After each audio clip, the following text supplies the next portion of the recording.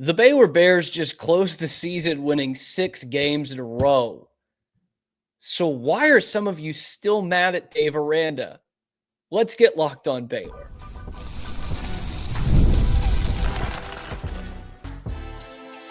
You are Locked On Baylor, your daily podcast on the Baylor Bears. Part of the Locked On Podcast Network, your team every day. Hello there, Bears fans. Welcome to another episode of Locked On Baylor, brought to you by FanDuel and part of the Locked On Podcast Network, where it is your team every day. I'm your host, Cam Stewart of ESPN Central Texas and The Cam Show on YouTube, powered by Rogue Media Sports Network. I appreciate you making this your first listen today and every day as we regale the great last couple of weeks of Baylor football. The Bears really, kind of wiped the floor with Kansas on Saturday. We'll tell you how they got there and why some fans are still mad at Dave Aranda for this. I'm going to try to make sense of it. Plus, a former Baylor coach is out there ripping the CFP, and it's really too many facts. He nailed it right on the head. Hit the nail on the head. If you want to know where I'm going with that, that's all coming up on this episode of Locked On Baylor. So the Bears make it 6 in a row. They totally knock out Kansas 45-17 on Saturday, and a great way to close out the regular season. Great senior day. Awesome last game at McLean for this year, and really a culmination of what's been going on for the last 2 months. And that is Baylor football completely flipping the page. The likes of which it's been a long time since we've seen a midseason turnaround like that. I know some of you will remember 2012 with Nick Florence.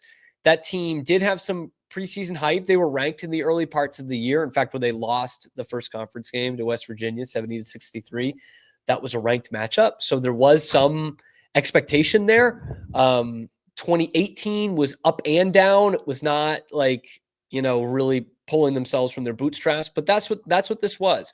From 2-4 to 8-4, and now waiting on who they're going to play in the bowl game and having a chance after your game, after your final regular season game of the season, still having a chance to make it to the Big 12 championship. There's something to be said for that.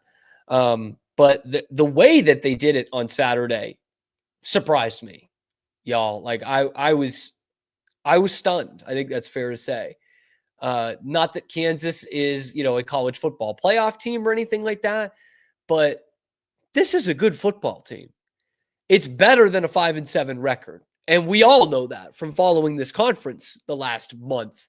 Okay. Need I say it again, but the only team in the history of FBS college football with a losing record to win 3 straight ranked games.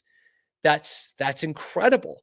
They literally destroyed 3 seasons and then just didn't even make a bowl. BYU fans and Colorado fans were pissed on Saturday that Kansas did all of that to not even make a bowl game. In fact, to have their lunch handed to them in Waco on Saturday.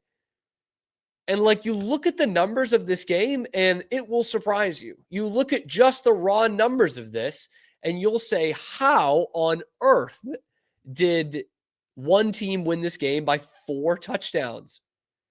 Kansas finishes with 491 total yards in this game.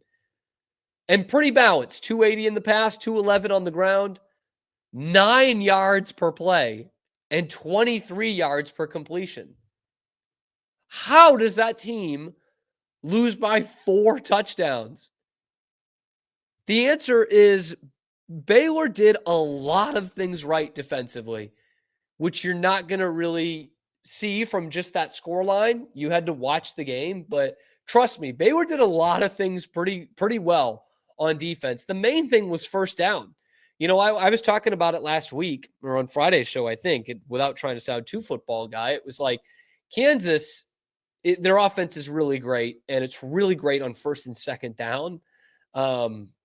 And they're actually top 5 in third and fourth down percentage as well, because they have such reasonable third and fourth down situations. They had a 4th and 5 from the 29 on their first drive and decided to kick and missed the field goal. But Baylor was really getting good penetration on first and second down. They were forcing Kansas to 2nd and 9, 2nd and 10, 3rd and 7. And they were doing that consistently throughout the game. And you put it in a situation where Jalen Daniels, very good dual threat quarterback, but when you force him into a pocket passer, where you're putting them in passing downs and keeping them in the pocket, which is what Baylor did all game long, that's the kind of success you're going to have. That's how you hold a quarterback to 12 of 23 for 280, no touchdowns, and 2 picks, which leads me to my next point. You force 3 turnovers on defense. Again, back-to-back weeks with a take 3. I thought those days were gone because they were not good at forcing turnovers most of this year. You did it last week against Houston, and you say, oh, well, it's Houston, right? But then you did it against Kansas. Then you did it against one of the hottest offenses in all of America. And that, to me, is a real nice shift for this Baylor defense. And it is something to build on going forward, going into next year, because a lot of those guys are coming back. But that to me is the difference. And that's why I was saying on the post-game show on Saturday, like that's where the comparison to the Bryles teams comes in. Is it exactly perfect on either side? No. But it's an offense that puts up 45 plus almost every game. All right. Like they put up 40 plus or 35 plus in all but one of those games on the win streak. So this is what they do pretty regularly. The defense, it bends, it doesn't always break. This was a perfect example of it on Saturday, of bending and not breaking. 2 of those picks were both by Devin Bobby were in plus territory. One of them was in the end zone. So that is real bend but don't break stuff. That's what we saw from Phil Bennett defenses. They also got to stop on 4th and 1, 4th and 2 late in that game, where it's just like they just make the plays. Okay, they don't have the great numbers here, but they make the plays. And how about this for a difference? They talk about Kansas being a really good third down team. They were 5 of 10, which is pretty solid, right? Baylor was 13 of 17 on third down. They could have scored 60 in this game. They embarrassed Kansas's defense. 600 total yards. Sawyer Robertson goes 23 for 31 with 310 and 4 touchdowns, no picks. Oh, so a great game by the quarterback. Well, how'd the running backs do? Well, Bryson Washington, 28 touches for 192 and 2 tuds. 7 yards a carry. Dawson Pendergrass coming in with a little change of pace. How about this for a change of pace? 11 for 104 and 9.5 yards per carry and a touchdown catch. They shredded this defense. Like, I had a feeling this was going to be an advantageous matchup for Baylor in terms of looking at Kansas's defense rather than their offense. They crushed them. They cut them into ribbons, man.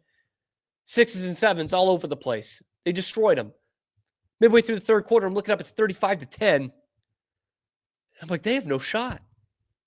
This Kansas team, with this experience, these guys at the skill positions, the way they've been rolling over everyone the last couple of weeks, hell-bent on trying to make it to a bowl game, and at the last hurdle, Baylor just takes them to the woodshed. The best thing that might have ever happened to Baylor in this game was the fact that they didn't have a number next to their name when Kansas was playing them. So some of you might not have been, but I was really surprised at that kind of beatdown. And by the way, one of the turnovers that we have not talked about is a crucial point in the game. It's 21-10. Kansas is on a 2-minute drill before the half. And they leak out a play to their tight end who is wide open. Nobody is running with him. It's about a 40-yard play. You guys remember this? He's out to the sideline, and there's just no bear within 10 yards of him. They did nothing right on that play until the end of it, because they popped the ball out after about a 40-yard play. He should just go out of bounds, but he's trying to get an extra couple of yards. It's not the most egregious use of that. And he fumbles the ball. They're about to go in the red zone. They're about to cut this to a 1-score game, either an 8-point game or potentially even a 4-point game going into half at 21-17. That is a new ball game. Instead, they don't. And Baylor marches it down. They get a field goal attempt that is no good, but they take points off the board on that play, on a play that they didn't do anything right defensively. That's the difference between a losing team and a winning team. And Baylor's a winning team this year, overwhelmingly so, a winning team. And still, there are some people who don't give enough credit or don't want to give any credit to the head coach. We will tell you why coming up on Locked On Baylor. But first, a word from our friends over at Gametime, a proud sponsor of today's video. And of course, the Locked On Podcast Network. Guys, you are getting the stocking stuffers. You are buying things for your loved ones on Christmas. You know what I always say. If you have a chance to go to the game, go to the game. So the place to go and buy your tickets to put under the Christmas tree this year is Gametime. That's what I'm doing. Go away to the Bruins game. Don't tell Grace, but she'll know soon enough. And what I love about Gametime is I can go in the app and find the all-in pricing tool, which means that price I see is the price I am going to pay, and I get the view from my seats before I ever hit purchase. It's backed by the lowest price guarantee, or Gametime is going to credit you 110% of the difference, and that purchase is covered with the most flexible customer service policy in the ticketing industry. So take the guesswork out of buying tickets with Gametime picks. Download the Gametime app, create an account, use the code LOCKEDONCollege for $20 off your first purchase. Terms do apply. Again, create an account, redeem the code LOCKEDON, COLLEGE, for $20 off. Download Gametime today. What time is it? It's game time. 6 wins in a row to end the season. They announced 2 weeks ago that they are retaining Dave Aranda at Baylor for the 2025 season. And still, after all the positivity that has come through the last 2 months, there are people that are upset that Dave Aranda is going to be the coach next year. There are Baylor fans who don't understand why there is so much positivity around the program right now. If you're on social media, I'm sure you've seen some of it. I've seen it in the comments. We saw it in the live post game on Saturday. By the way, still #1 destination for Baylor football post game. Thank you guys so much for that, which is a good reminder that if you like the video, if you're watching it on YouTube, I know a lot of you listen to the podcast as well. But if you like the video, that helps out the channel a ton. I'm always trying to set a benchmark, always trying to get to 100 likes or more, which is, I know, a lot for the week. Anyway, there are still Baylor fans out there that are not happy or satisfied with what Dave Aranda is doing. And I get it in terms of the last decade and a half has proven at Baylor across all sports that the goal is championships and that they can do that. They can compete at that level in this conference. That's always going to be the goal, the standard, the benchmark. But there are people who are actually like, why are we holding on to Dave Aranda? Why are we happy with mediocrity? Why is this, that, and the other? And to that, I say, this has not been mediocre, by the way. They're 8-4 and they've won 6 in a row. That is not mediocre. And some of those fans are saying, well, this is a player thing. Once they got Sawyer Robertson in there, it turned around. Half of that is true. Once they got Sawyer Robertson in there, they turned that around. But this is college football we're talking about. Unless it is Cam Newton on the other side and it's Gene Chizik as the coach has something to do with it, right? Like that is part of it. And this is not Tom Brady going to the Bucs and getting some good pieces and just making everyone better. This is not that. And so I hear that argument and I hear, well, if it's not just the players, it's Keenan Hall and Jake Spavital. And those guys should get a ton of credit. But like, you do understand Dave Aranda, the head coach, was the one who hired those guys. Mac cuts the check, but Dave Aranda is selecting those guys after an interview process. So as much as I was saying last year, you can't fire all these coordinators and not have the buck stop with you, it goes the other way. If you hire the right coordinators, that is kudos to you. Because I was on the Dave Aranda fire train. Someone was saying I was the engine. I don't know about that, but I did. I wanted him fired last year. And points this year where I said, this is untenable. How does this go on? But when he turns it around, he turns it around. And you know what? If they go back to being not a bowl team next year, a losing team, then we can have that discussion, right? Then it's not just what have you done for me lately, but let's look at the body of work. In fact, there is a good warning sign, a good red flag of, we talked about how Neil Brown turned it around last year. He just got fired 1 year later after turning it around, after having a 9-4 season, which is exactly what Baylor is going for. So we'll have that discussion, but Right now, we give credit where credit is due. And Dave Aranda really helped turn this thing around. He's the head coach. And his defense has been playing better the last couple of weeks too, which is good. So it's just so weird to me that we need to still not let anyone off the hook or criticize somebody. And it's like, yes, this is Sawyer Robertson. Yes, it's Bryson Washington and Josh Cameron and Matt Jones and Keaton Thomas and Caden Jenkins. And yes, it is Jake Spavital and Keenan Hall. But also, yes, it's Dave Aranda. And this, what we just saw was not mediocre. This is a team that's won 6 straight games, which a lot of college football teams didn't win all year. 6 straight games in the most competitive of the Power 4 conferences. You have to say that. And a team with an all-conference quarterback, an all-conference running back, an all-conference receiver that are all coming back next year. That does have something to do with the head coach. And back to the point about championships being the goal. Those are the goal. And in college football today, it is, conference championships to hang a banner. And for some, it's the college football playoff. That's even bigger than the conference championship for some programs. And those are ultimately the goal. And there's no reason Baylor can't do those things as a program. But what is also great about college sports, I talked about this on the postgame too.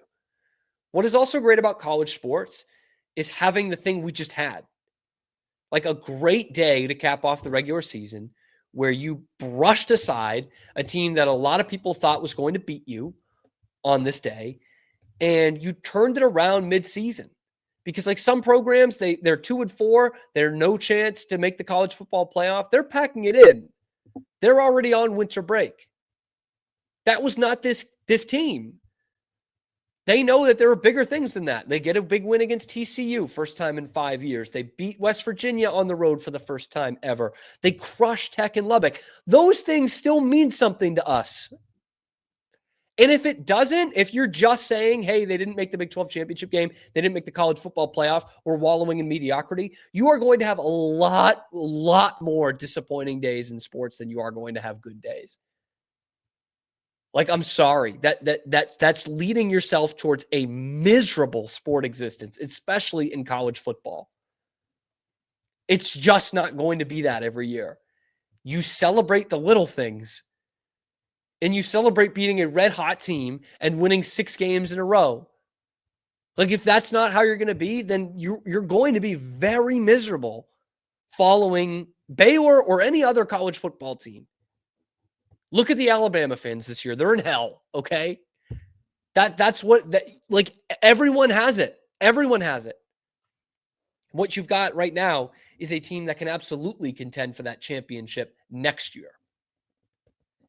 And to not be excited about that is just so wild to me. So to those of you who are upset that Dave Aranda is still the coach or don't want to give him the credit, please let me know why. Genuinely. Drop it in the comment section on YouTube or tweet at us at Locked On Baylor. I'm willing to hear it out. But I need a better reason than the ones I've just listed, because to me, that's not good enough. And I think to a lot of fans, they're just going to be like, it's going to be really hard to please you. Art Briles is not walking through that door. I'm sorry. And this was a heck of a turnaround, and you should be proud of this team. And if you're not, I don't know what to tell you. You should also be proud of this conference because it was a lot of fun. And you should see this conference playing in the college football playoff. Don't take it from me, though. Let's hear from a prominent Big 12 head football coach who just took Kirk Herbstreit to the woodshed the way Baylor did to Kansas. That's coming up next on Locked On Baylor. But how about FanDuel, America's #1 sports book? Right now, new customers can bet $5 and get $150 in bonus bets if you win. The FanDuel Sportsbook app gives you everything you need to place live bets on the NFL all in one place.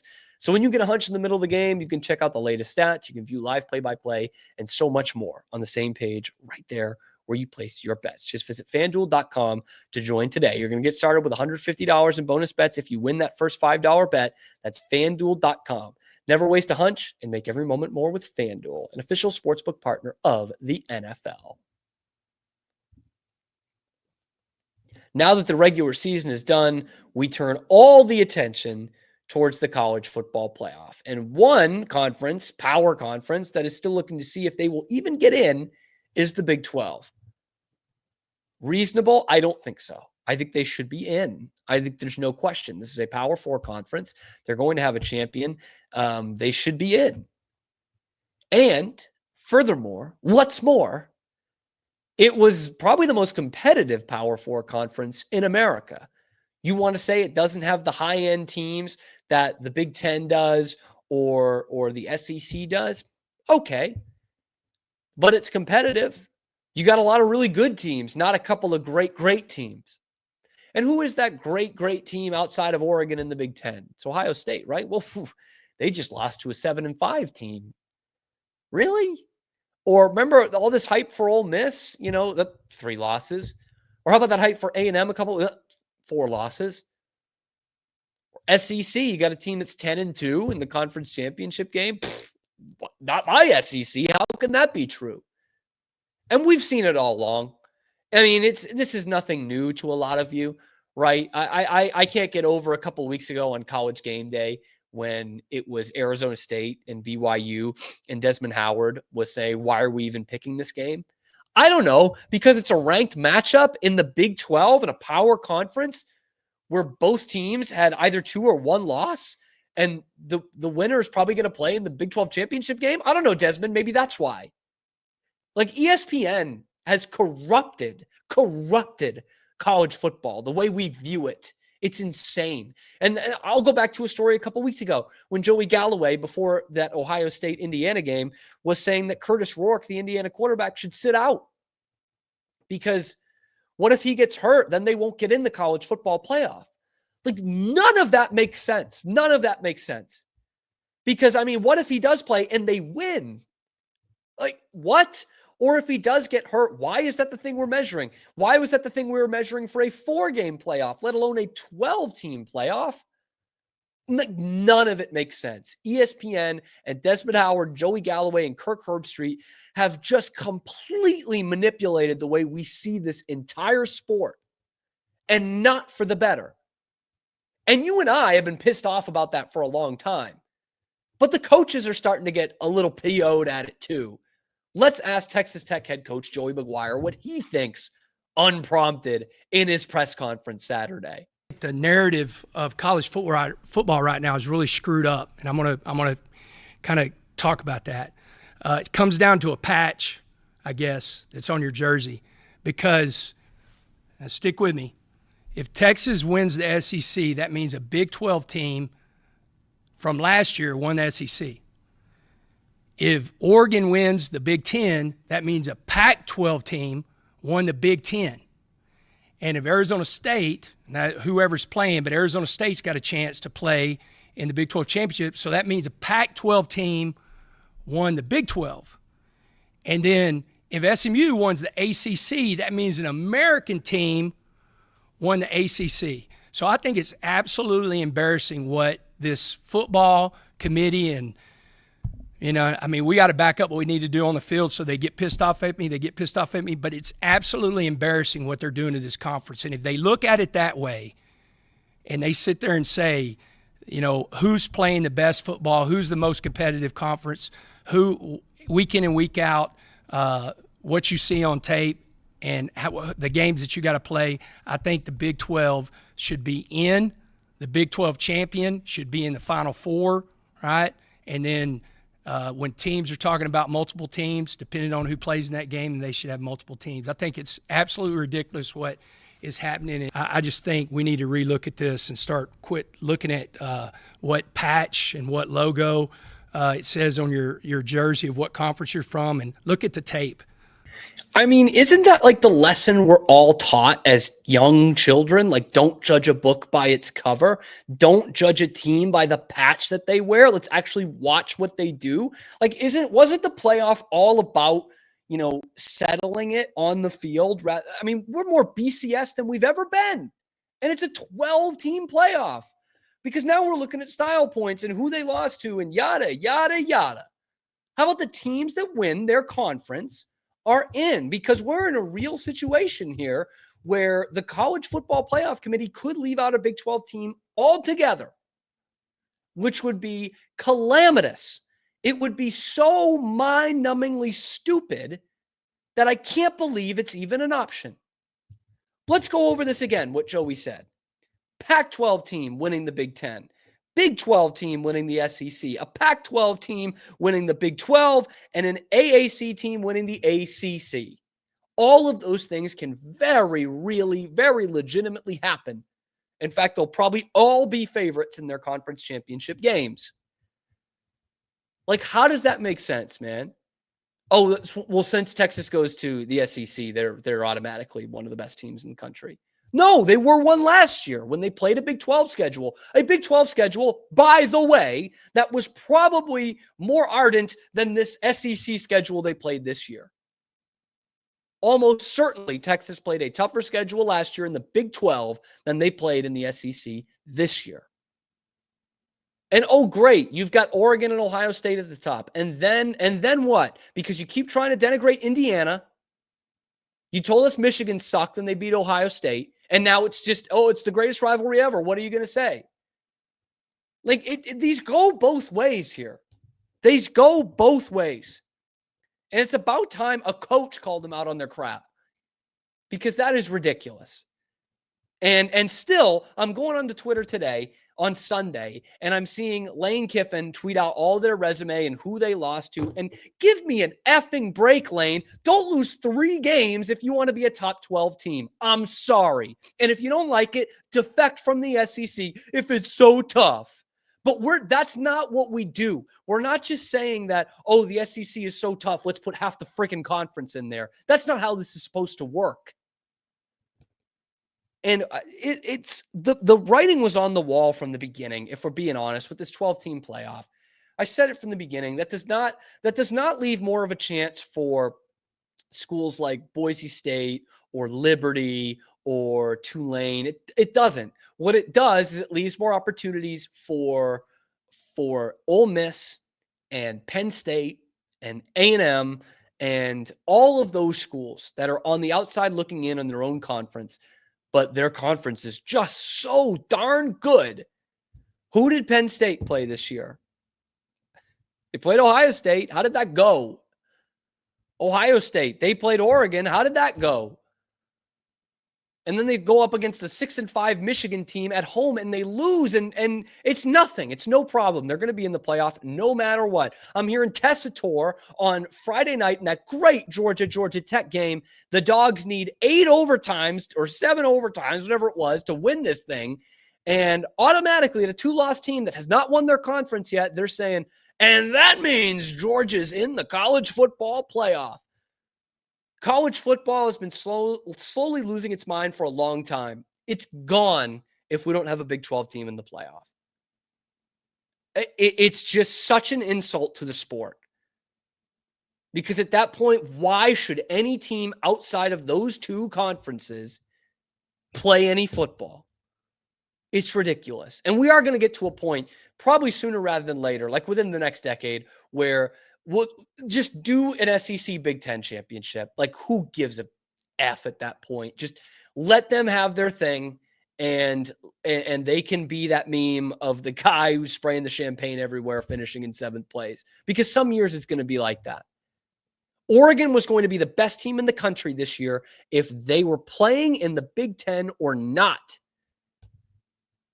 They were right there in the preseason. They were in the top 4. They were going to be the best team in the country. Whether they were playing in the Pac-12 or the Big 10 or the Mountain West or the Big 12 or the AAC. And yet we're having this discussion in December. It's ridiculous. Arizona State, Iowa State, whichever of those teams wins absolutely deserves to be in the playoff. And in fact, you can make an argument probably for the loser as well. I doubt the loser will get in, but it would be absolutely ridiculous if the winner doesn't get in. Anyway, let me know what you think about the Big 12 and the disrespect that it's getting around the country and what ESPN has done to all of our brains as it regards to college football as it relates to college football. See, they've already fried my brain. They've already completely fried it. Let me know down in the comment section below. Be sure to like and subscribe if you liked the video on YouTube, and hit that notification bell to get notified every time we are dropping 5 days a week. The only place that is bringing you only Baylor exclusive content, or exclusively Baylor football content, that is not directly from the university. We're also going to have a lot of basketball content this week. Bears taking on UConn on Wednesday. That's going to be a fun one. Anyway, a lot of you guys are still not subscribed, so hit that subscribe button. It helps out the channel a lot. We will get you ready for wherever Baylor's going to go in a bowl game. We're going to start speculating that and then get you ready for the Bears and the UConn Huskies on Wednesday night. We will have it for you in the next episode for you tomorrow on your favorite show, Locked On Baylor.